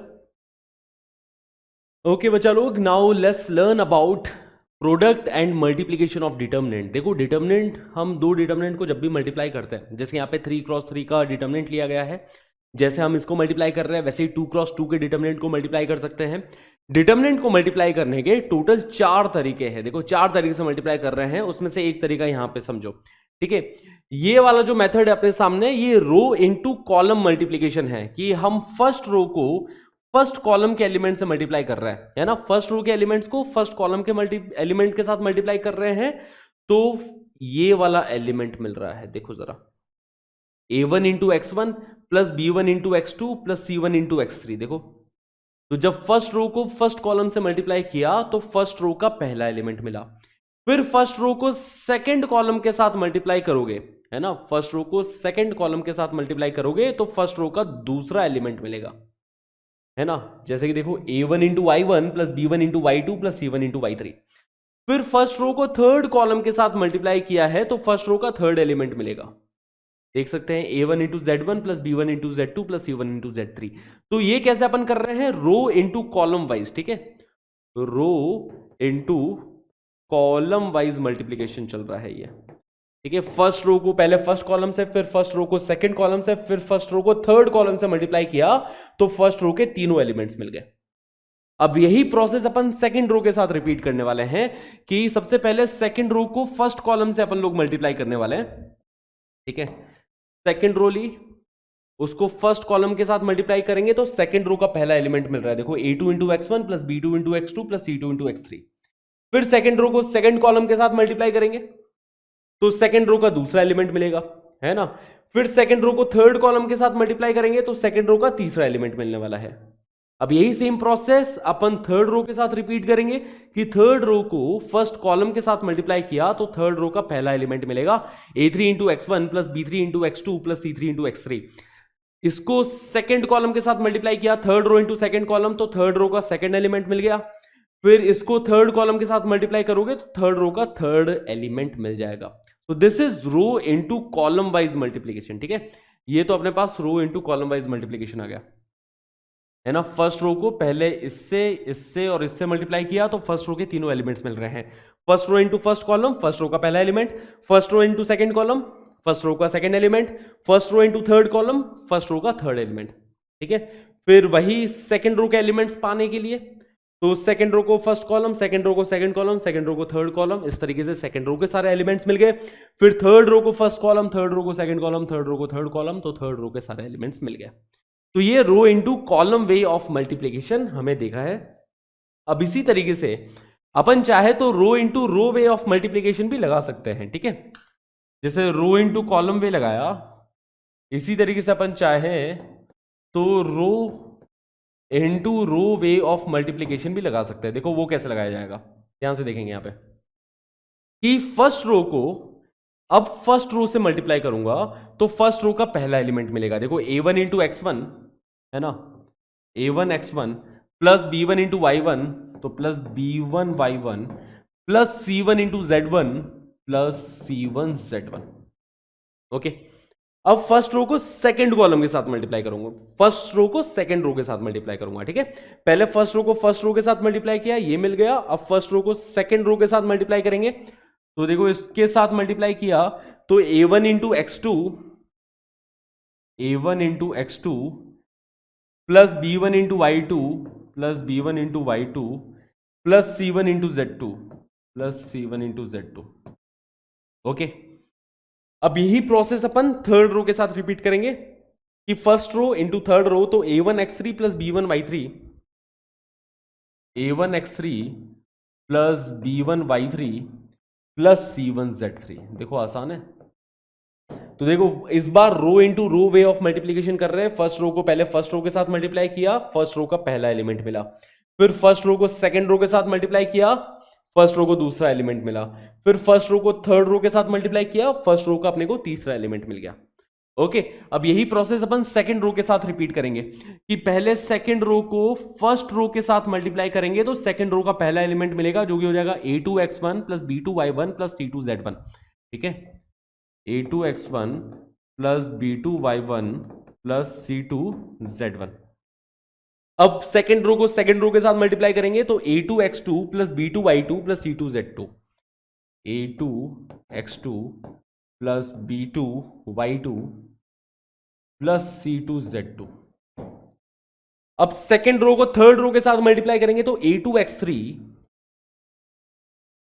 x3 है ना, सेकेंड रो को थर्ड रो के साथ मल्टीप्लाई कर रहे हैं तो a2 x3 plus b2 y3 plus b2 y3 plus c2 z3, ठीक है, प्लस c2 z3, ये मिलने वाला है। Okay, second row sorted. अब वही प्रोसेस थर्ड रो के साथ रिपीट करेंगे कि सबसे पहले थर्ड रो को फर्स्ट रो के एलिमेंट के साथ मल्टीप्लाई किया तो a3 x1 plus b3 y1 plus c3 z1, right, plus b3 y1 plus C3Z1, ठीक है।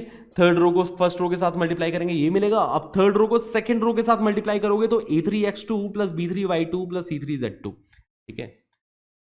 A3X2 plus B3Y2 plus C3Z2। अब इस रो को थर्ड रो के साथ मल्टीप्लाई किया, देखो इसको पहले फर्स्ट रो के साथ मल्टीप्लाई किया, फिर इसको सेकंड रो के साथ मल्टीप्लाई किया तो सेकंड एलिमेंट मिल गया। अब थर्ड रो को थर्ड रो के साथ मल्टीप्लाई करेंगे तो थर्ड रो का थर्ड एलिमेंट मिलेगा, which is A3X3 plus B3Y3 plus B3Y3 plus C3Z3।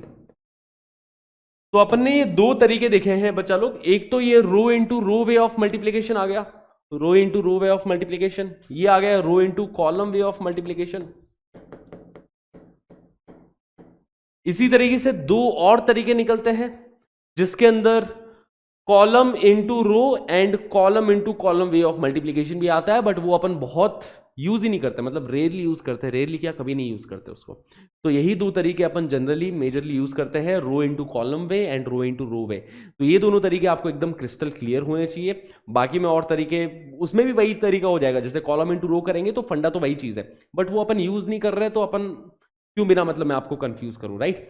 तो यहां पे देखो रो इंटू कॉलम वे में क्या हुआ कि फर्स्ट रो को फर्स्ट कॉलम से मल्टीप्लाई किया, फर्स्ट रो का पहला एलिमेंट, फिर फर्स्ट रो को सेकंड कॉलम के साथ मल्टीप्लाई किया, फर्स्ट रो का दूसरा एलिमेंट, फिर फर्स्ट रो को थर्ड कॉलम के साथ मल्टीप्लाई किया, फर्स्ट रो का तीसरा एलिमेंट मिल गया।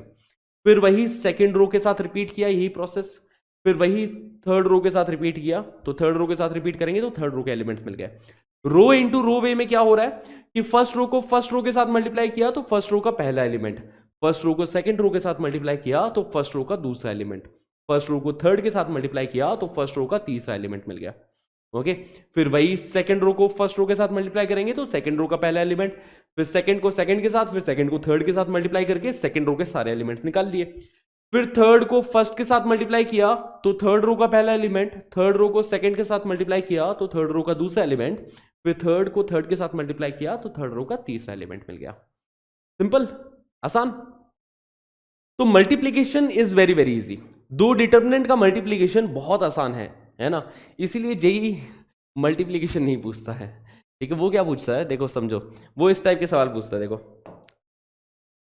ये 2014 जेई मेंस का क्वेश्चन है। इस सवाल में बोला गया है कि if alpha beta not equal to 0 and f of n is equal to alpha raise to the power n plus beta raise to the power n and determinant of 3 1 plus f of 1। अब देखो F of 1 क्या हो जाएगा, अगर F of N ये है तो इतनी बात समझ में आती है कि एफ ऑफ 1 अल्फा की पावर 1 प्लस बीटा की पावर 1 हो जाएगा, है ना।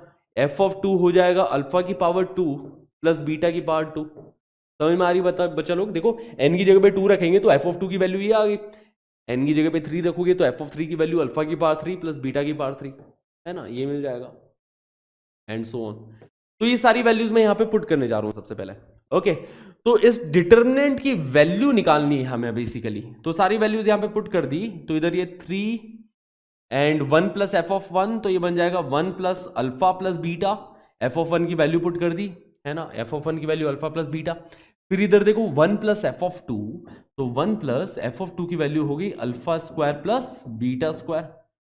ओके, फिर 1 प्लस एफ ऑफ 1 मतलब यहां पे 1 plus alpha plus beta, 1 plus f of 2 की value alpha square plus beta square, तो इधर 1 plus alpha square plus beta square.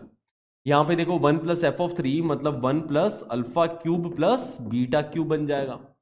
फिर इधर देखो 1 प्लस एफ ऑफ 2 मतलब 1 plus alpha square plus beta square बन रहा है।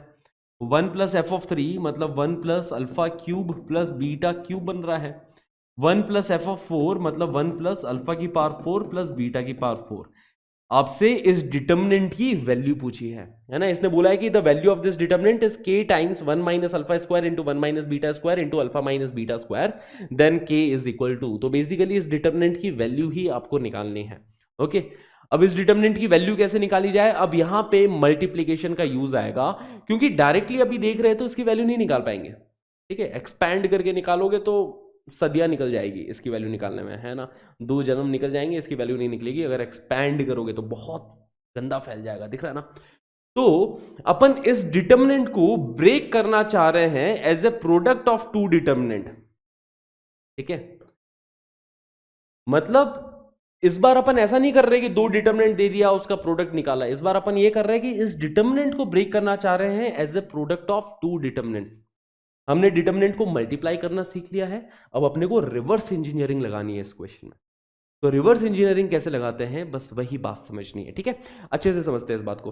सबसे पहले आप जैसा प्रोडक्ट करना चाहो वैसा कर सकते हो। आप अगर रो इनटू रो में कंफर्टेबल हो तो वो लगाओ, रो इनटू कॉलम में कंफर्टेबल हो तो वो लगाओ, ठीक है। तो मैं यहां पे रो इनटू रो वाला मेथड लगा रहा हूं कि देखो यहां पे पहली रो को जब पहली रो के साथ मल्टीप्लाई करेंगे तो 3 मिलना चाहिए, राइट। फिर पहली रो को दूसरी रो के साथ मल्टीप्लाई करेंगे तो पहली रो का दूसरा element 1 plus alpha plus beta मिलना चाहिए। फिर फर्स्ट रो को थर्ड रो के साथ मल्टीप्लाई करोगे तो फर्स्ट रो का तीसरा एलिमेंट मिलना चाहिए, ठीक है। तो इस हिसाब से अपने को एडजस्ट करना है, ओके। तो मेरे को यहां पे 3 चाहिए, तो मैंने एक काम किया, यहां पे फर्स्ट रो में 1 1 1 रख दिया, यहां पे भी फर्स्ट रो में 1 1 1 रख दिया। देखो 1 into 1 plus 1 into 1 plus 1 into 1 क्या 3 मिल जाएगा। तो पहली रो को पहली रो के साथ मल्टीप्लाई कर रहा हूं, 3 ही मिल रहा है, ओके क्लियर। अब देखो, अब मैं पहली रो को जब सेकंड रो के साथ मल्टीप्लाई करूंगा, फर्स्ट रो को जब सेकंड रो के साथ मल्टीप्लाई करेंगे तो 1 प्लस अल्फा प्लस बीटा मिलना चाहिए, ठीक है। तो यहां पे 1 हो गया, 1 को मैं यहां पे 1 से मल्टीप्लाई करने वाला हूं, फिर 1 को यहां पे 1 से मल्टीप्लाई कर दिया, फिर यहां पे 1 को अल्फा से मल्टीप्लाई कर दो, 1 को यहां पे बीटा से मल्टीप्लाई कर दो। तो आप देख सकते हो first row into second row का product 1 plus alpha plus beta मिल रहा है, ठीक है। फर्स्ट रो के एलिमेंट सेट कर रहे हैं अपन, है ना, फील्डिंग सजा रहे हैं फर्स्ट रो के एलिमेंट्स की भैया, कि यहां पे first row into first row 3 मिलना चाहिए, first row into second row 1 plus alpha plus beta मिलना चाहिए, अब first row into third row 1 plus alpha square plus beta square मिलना चाहिए। तो यहां पे 1 इंटू 1, यहां पे 1 into alpha square 1 into beta square. देखो फील्डिंग सज गई कि first row into third row 1 plus alpha square plus beta square मिल रहा है। तो फर्स्ट रो के एलिमेंट्स तो सेट हो गए। अब सेकेंड रो के एलिमेंट समझो कि second row into this thing अपने को क्या चाहिए, 1 प्लस अल्फा प्लस बीटा, है ना। Second row into first row अपने को 1 प्लस अल्फा प्लस बीटा मांगता है, ठीक है। तो यहां पे 1 रख दिया, 1 इंटू 1 1, अल्फा इंटू 1 अल्फा बनेगा, बीटा इंटू 1 बीटा बनेगा। तो देखो सेकेंड रो को फर्स्ट रो के साथ मल्टीप्लाई कर रहे हैं तो 1 प्लस अल्फा प्लस बीटा ही मिल रहा है। अब देखो सेकेंड रो को सेकेंड रो के साथ मल्टीप्लाई कर रहे हैं तो 1 plus alpha square plus beta square मिलना चाहिए, जो मिल भी रहा है। देखो 1 into 1 plus alpha into alpha plus beta into beta, तो मतलब यही मिल रहा है।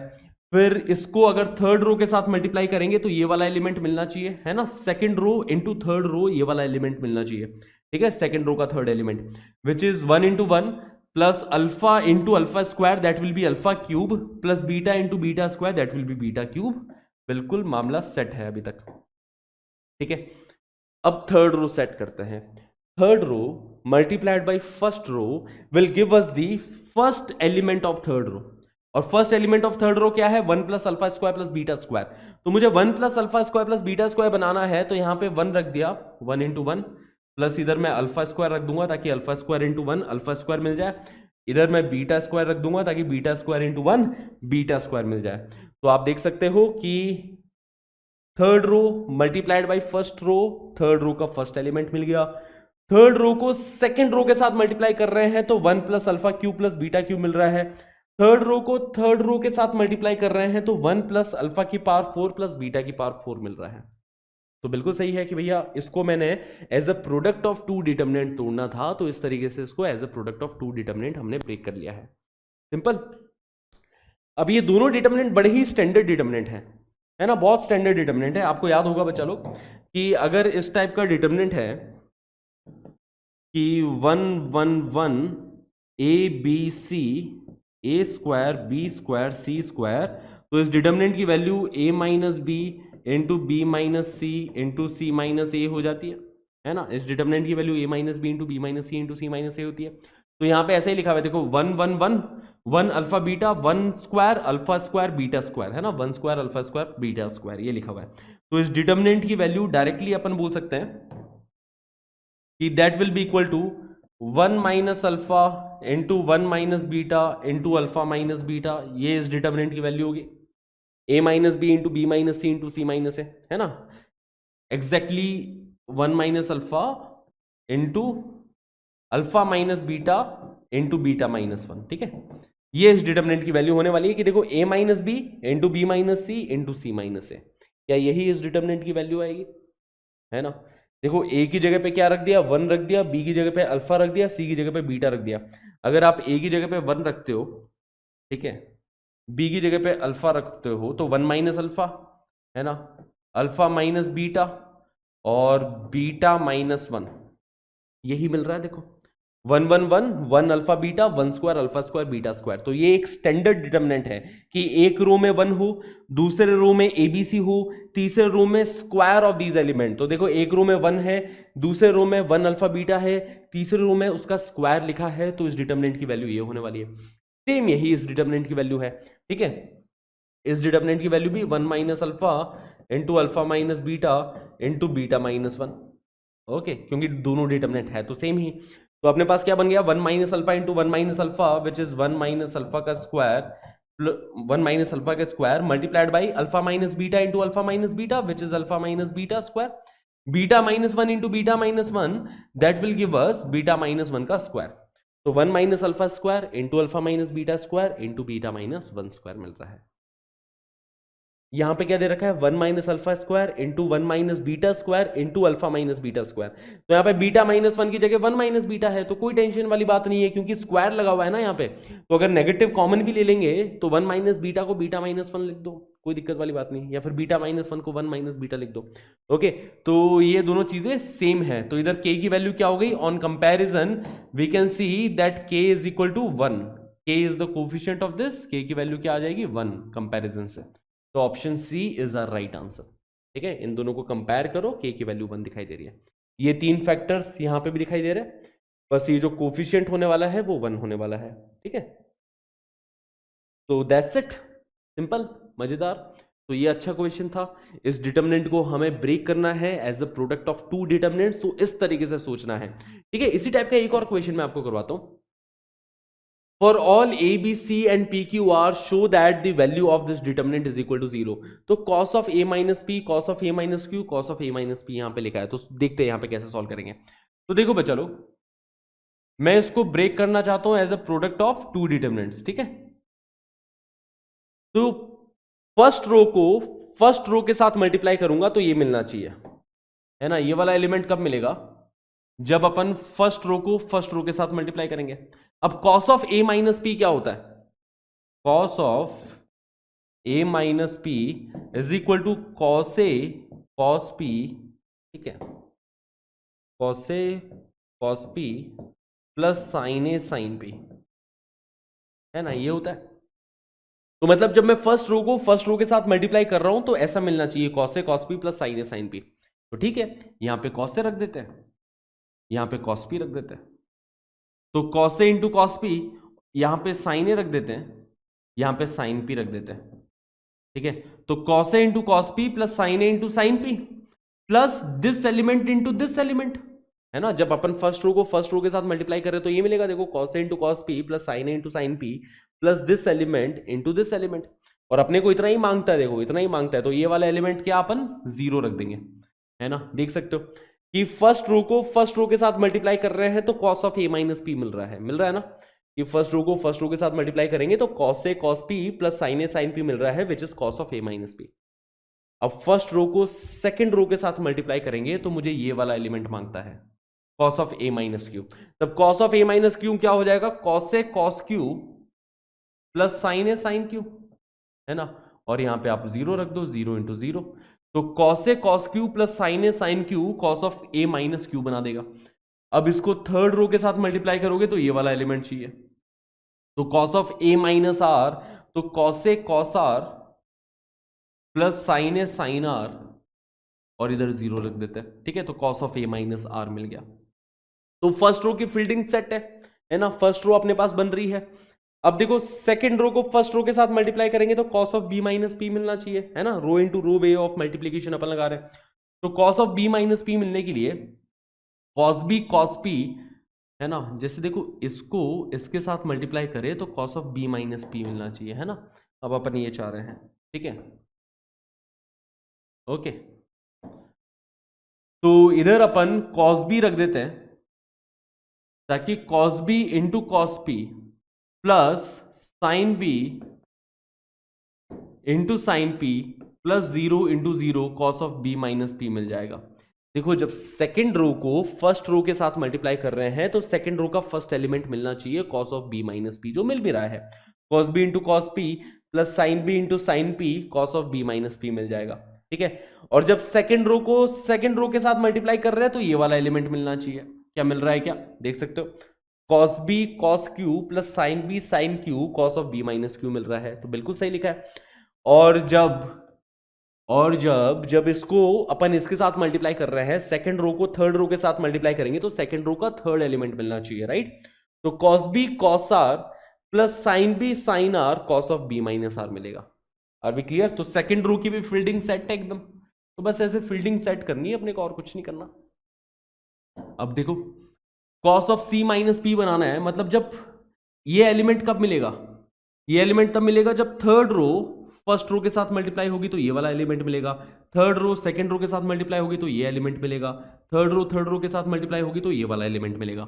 ओके, तो यहाँ पे थर्ड रो पे अपने को क्या चाहिए, कॉस सी चाहिए ना, cos c into cos p plus sine c into sine p cos of c minus P मिल जाएगा, और यहाँ पे जीरो लगा दिया। देखो cos c into cos p plus sine c into sine p plus 0 into 0 that will be cos of c minus p. Okay, वैसे ही देखो जब सेकंड रो के साथ मल्टीप्लाई हो रही है तो cos of c minus q मिल रहा है, सेकंड रो थर्ड रो के साथ मल्टीप्लाई हो रही है तो cos of c minus r मिल रहा है। तो बेसिकली इस डिटर्मिनेंट को अपन ने as a product of two determinants तोड़ दिया है। अब तोड़ते ही साफ साफ दिखाई दे रहा है कि ये वाला डिटर्मिनेंट भी जीरो है। The value of this determinant is equal to zero, the value of this determinant is also equal to zero, 0 into 0 अपने पास जीरो मिल जाएगा आंसर, है ना। समझ में आ रहा ना, क्योंकि इसकी कॉलम ही जीरो है तो इस डिटर्मिनेंट की वैल्यू जीरो हो जाएगी। वही सेम रीजन इसके लिए है। ओके, तो इस तरीके से अपने को फील्डिंग सेट करनी है। अब देखो बच्चा लोग, ये वाला क्वेश्चन जो है आप होमवर्क के लिए लोगे, ठीक है। इस क्वेश्चन को जरूर अच्छे से ट्राई करें, है ना। इसके अंदर मैं हिंट दे देता हूं, इस क्वेश्चन को हम नेक्स्ट क्लास में डिस्कस करेंगे, बट मैं चाहता हूं कि एक बार आप अच्छे से ट्राई कर ले, क्योंकि बहुत ही बढ़िया सवाल है, ठीक है। इस क्वेश्चन को आप अच्छे से ट्राई करें, नेक्स्ट क्लास में हम लोग डिस्कस करेंगे। तो इस क्वेश्चन में हिंट ये है कि पहले आपको इस डिटर्मिनेंट को as a product of two determinant तोड़ना है, ठीक है। पहला हिंट यही है कि इस डिटर्मिनेंट को as a product of two determinant तोड़ना है। ओके, और तोड़ने के लिए क्या ध्यान रखना है कि देखो यहाँ पे a माइनस एक्स का होल स्क्वायर बनाना है, which is basically a square minus 2ax plus x square, b minus x का whole square b square minus 2bx plus x square. मतलब इस तरीके से तोड़ना है कि इसकी फर्स्ट रो को इसकी फर्स्ट रो के साथ मल्टीप्लाई करें तो ये मिल जाए, इसकी फर्स्ट रो को सेकंड रो के साथ मल्टीप्लाई करें तो ये सेकंड वाला एलिमेंट मिल रहा है, ठीक है ना। फर्स्ट रो के साथ मल्टीप्लाई करें तो a माइनस एक्स का होल स्क्वायर मिले, फर्स्ट रो को सेकंड रो के साथ मल्टीप्लाई करें तो b माइनस एक्स का होल स्क्वायर मिल जाए, एंड सो ऑन। तो guys I want you to try this question. हम नेक्स्ट क्लास में अच्छे से इस क्वेश्चन को डिस्कस करेंगे। बस आज का सेशन हम थोड़ा सा लाइट रखते हैं, ठीक है। जनरली बहुत लंबे लंबे सेशन आते हैं, आज का सेशन मेरे को लग रहा है थोड़ा सा हमेशा के मुकाबले छोटा जाएगा, पर कोई बात नहीं, आज मजे करो। प्लस अच्छे से पढ़ाई करते रहो यार बच्चा लोग, है ना। बहुत मेहनत करो, अच्छे से मेहनत करो, कुछ ही महीने बच गए, और इन महीनों में अपन बहुत अच्छे से अगर मेहनत करेंगे तो जेईई निकालना बहुत इजी काम है, ठीक है। ये तुम्हारा गोल है बेसिकली लाइफ में, एक पहला गोल है तुम्हारे जिसके लिए तुम सीरियस हुए हो अच्छे से, ठीक है। लाइफ का एक पहला गोल, और ये गोल इस जर्नी पे जब तुम स्टार्ट हुए थे जेईई की जर्नी पे, तो तुमने सोचा होगा ना कि अच्छे से इस गोल को कंप्लीट करेंगे, ठीक है। तो इस गोल के ऊपर अच्छे से काम करो, क्योंकि देखो ये गोल कब तक का है, जब तक इंजीनियरिंग कॉलेज में चले जाओगे। इंजीनियरिंग कॉलेज में जाओगे तो जीवन में नए गोल्स बनेंगे तुम्हारे लिए। तो जब आप इसी गोल पे अच्छे से काम नहीं करोगे, जब आप इसी गोल के लिए सीरियस नहीं हो, तो यार क्या भरोसा है आगे जाके जीवन में नए गोल्स को लेके सीरियस हो। तो जेईई में सिलेक्शन होना ना होना इतना इंपॉर्टेंट नहीं है, इंपॉर्टेंट ये है कि आप लोग अपने गोल के ऊपर काम कर रहे हो, है ना, अपने ऑनेस्टी से, खुद के साथ ऑनेस्ट हो। ये सबसे ज्यादा इंपॉर्टेंट है कि आपने जो डिसाइड किया, आपने जो अपना गोल सेट किया है, उस गोल के ऊपर आप अच्छे से काम कर रहे हो, खुद के साथ ऑनेस्ट हो, ये सबसे ज्यादा इंपॉर्टेंट है। ओके, तो पढ़ाई करते रहें और अच्छे से प्रिपरेशन करते रहें, नंबर ऑफ क्वेश्चंस लगाए, जितने ज्यादा क्वेश्चंस लगा सकते हो। तो मिलते हैं बच्चा लोग अगले सेशन में। Thank you so much everybody for being a part of this session. See you in the next one. Till then, this is your maths teacher Kundan Mankad signing off. Tata, bye bye, have a great day.